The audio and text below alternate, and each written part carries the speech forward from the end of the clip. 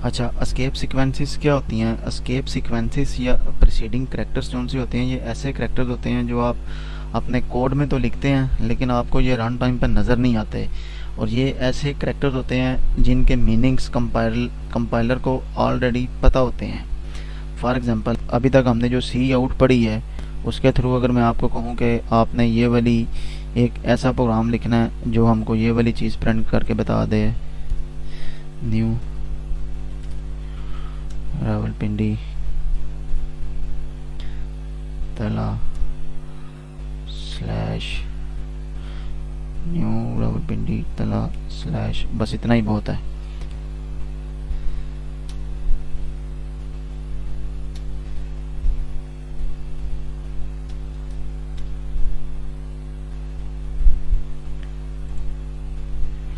اچھا، یہ میں نے 3 لائنیں لکھی ہیں، اس کو میں کہتا ہوں کہ جیسے میں اپنا پروگرام رن کروں نا تو مجھے یہ جو ہے نا، یہ سب سے پہلے یہ والی لائن مجھے پرنٹ ہو کے ملے، یہ والی، اس کے بعد یہ سیکنڈ والی جو سی نے ڈبل کوڈ کے ساتھ یہ والی مجھے ملے۔ ابھی تک آپ نے سمپل سی آؤٹ پڑھی ہے، آپ میں سے موسٹلی اسٹوڈنٹس جو سے ہیں نا وہ یہ کریں گے کہ دونوں کے پیچھے نا یہ سی آؤٹ لگا دیا اور اس کو آپ نے یہ ڈبل کوڈ میں بند کر دیا، اس کے اینڈ پہ بھی آپ نے ڈبل کوڈ لگا کر ٹرمینیٹر لگا دیا، اینڈ اس کے ساتھ بھی آپ نے یہی کام کیا کہ ہم اس کے ساتھ بھی یہ کریں گے، اور ڈبل کوڈ کے ساتھ کہا تھا کہ اس کو پرنٹ کروانا ہے، آپ کہیں گے کہ جی اس کے ساتھ بھی ڈبل کوڈ آگے لگا دیں اور ڈبل کوڈ آپ اس کے ساتھ پیچھے لگا دیں۔ ٹھیک ہے جی، یہ میں نے بات ٹھیک لکھی ہے جی، یہ ہے۔ لیکن جب آپ اس کو رن کر کے دیکھیں گے نا اس کوڈ کو جو میں نے یہ رائٹ کیا ہے، تو آپ کو اس کی آؤٹ پٹ نا وہ نہیں ملے گی جو میں نے بتایا کہ مجھے ملنی چاہیے، رائٹ۔ اس کی ریزن یہ ہے کہ اس کی ریزن، چلیں یہ بھی اب آپ کو میں کر کے دوں۔ سب سے پہلے آپ اس لائن کو کاپی کریں،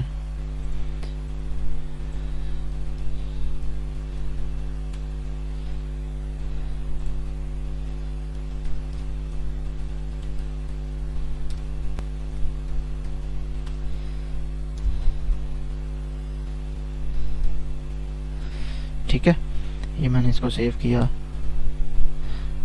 کوئی مسئلہ نہیں، کوئی مسئلہ نہیں، یہ سب اپڈیٹڈ ورژنس میں سپورٹڈ ہے، کوئی مسئلہ نہیں، بے فکر ہو کہ آپ کریں اس کو یوز۔ اور بھی یہ آئے گا،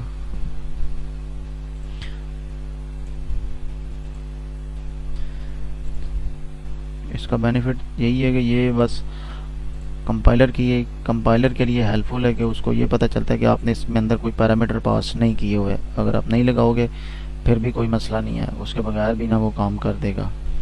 یہ ہر بندے کی اپنی اپنی پریکٹس ہوتی ہے۔ اب یہ دیکھیں جی، میں نے کہا تھا کہ مجھے یہ والی لائن آؤٹ پٹ میں نظر آنی چاہیے، C:/new/ راولپنڈی/ تلا ڈاٹ C++، اور یہ مجھے دکھا رہا ہے C:، اس کے بعد نئی لائن میں این غائب ہے، آر کے ساتھ وہ پتہ نہیں راولپنڈی اور آگے کچھ اسپیسز اور الا ڈاٹ CPP، یہ والی چیز وہ پرنٹ کر کے دکھا رہا ہے۔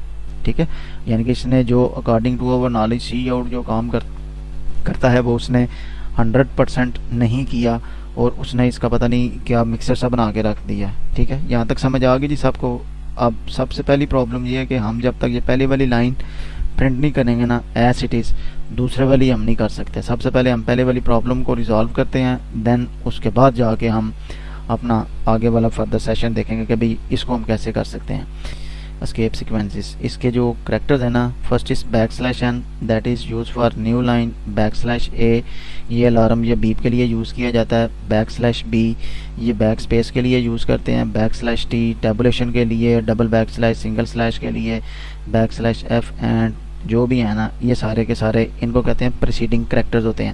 اور یہ جو \/ ہوتی ہے اس کو اگر آپ ٹیکنیکلی دیکھیں تو \/ کو ہم یوز کرتے ہیں \n اور /n اس کو ہم یوز اس کا نام ہوتا ہے، ٹھیک ہے، ٹیکنیکل نام جس کو کہہ رہے ہیں کہ C++ کی لینگویج میں۔ اگر نہیں بھی یاد رہتا ڈزنٹ میٹر، آپ \n کے ساتھ ہی آپ اس کو یاد کر لیں، صحیح ہے۔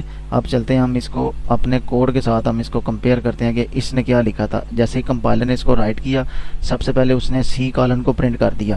اب جیسے اس کو / اور n ملا نا، اس نے یہ سمجھا کہ یہ نا میرا پری ڈیفائنڈ لیٹر करेक्टर है, इसको मैंने न्यू लाइन में प्रिंट कर देना। उसने क्या किया जी, उसने सबसे पहले ये वाली चीज़ प्रिंट की सी कॉलन, उसके बाद वो नई लाइन पे चला गया, उसने EW प्रिंट कर दिया। देन उसको मिला आगे अब \r। \r का मतलब होता है carriage return. Carriage return means कि जहाँ पे आपका कर्सर होता है ना, उसको उसी लाइन में वो 0 पोजीशन पे लेकर आ जाता है। \r ने ये काम कर दिया। ई की जगह पे उसने फिर A प्रिंट कर दिया, W की जगह पे उसने W कर दिया, फिर उसने आगे ये पिंडी पूरे का पूरा राइट कर दिया। फिर उसको मिला \t, उसका मतलब होता है टैबुलेशन, ALHA.CPP। उसने अपने मुताबिक ये वाली आउटपुट आपको डिस्प्ले करके दिखा दी जो कि हमें ये मिल रही थी। ठीक है जी, समझ आ गई सबको? राइट, अब हमने इसके अंदर ऐड करने हैं प्रीसीडिंग कैरेक्टर्स। इट मीन्स कि हमें पता चला कि हमने क्योंकि बैकस्लैश, ये जो सी डबल बैकस्लैश जब इसको मिलेगी ना, तो ये समझेगा कि ये मेरा प्रीसीडिंग कैरेक्टर है और मैं एक सिंगल बैकस्लैश प्रिंट कर दूंगा। सिंगल बैकस्लैश प्रिंट हो जाएगी, बाकी सारे का सारा एज इट इज़ आ जाएगा। अब ये जो काम है जी, इसको देखते हैं। उसने ये प्रिंट करके दिखा दिया C:\new/_tala.cpp। दैट इज़ कि हमारा जो एग्जैक्ट पॉइंट था ना, उसने इसके ऊपर इसको लेकर आ गया। पहली लाइन हमें मिल गई, अब हमने दूसरी लाइन भी प्रिंट करवानी है। उसके लिए हमें पता है कि जो डबल स्लैश और डबल कोड है ना, ये वाला, ये डबल कोड प्रिंट करके दे देगा। सिमिलरली इसके एंड पे भी मैंने करवाना है, इसको नई लाइन में प्रिंट कर देता हूँ। ठीक है, ये ताकि वो नया रिजल्ट हमें जो सा ना वो नई लाइन पे मिले।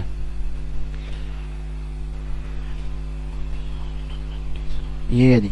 अब ये देखें जी, पहली जो सी लाइन है वो C:\new/tala.cpp प्रिंट होगी। दूसरी जो सी है उसके स्टार्ट में भी डबल कोड है और उसके लास्ट में भी डबल कोड है। राइट, क्योंकि जो प्रॉब्लम होती है ना, उसका फिर सोल्यूशन जब बताता हूँ तो वो थोड़ी सी ना इंटरेस्टिंग चीज़ होती है। अगर आपको पहले मैं बता दूँगी ये प्रीसीडिंग कैरेक्टर्स होते हैं, आपको नहीं समझ आएगी कि ये यूज़ क्यों करते हैं, इसका पर्पस क्या है, किस पर्पस के लिए हम इसको यूज़ करते हैं। जो प्रीसीडिंग कैरेक्टर्स में जो सबसे इंपॉर्टेंट है वो 3 है, एक \n, एक \r और एक \t। बाकी भी आप यूज़ करोगे, जहाँ पे आपको प्रॉब्लम्स आएंगी वहाँ पे आपको उसका सोल्यूशन ऑटोमेटिकली मिलता जाएगा। ठीक है, यहाँ तक क्लियर हो गया जी। ये था जी हमारा आज का स्केप सीक्वेंसेस का लेक्चर, जो कि ये भी वाइंड अप हो गया। और \n के अलावा अगर आप &l यूज़ करना चाहें वो भी आप यूज़ कर लें। &l means end of line. End of line का मतलब है कि आप एंड पे ना कर्सर को नई लाइन में जब फेंकते हैं तो दैट इज़ कॉल्ड &l। ये मैनिपुलेटर होता है।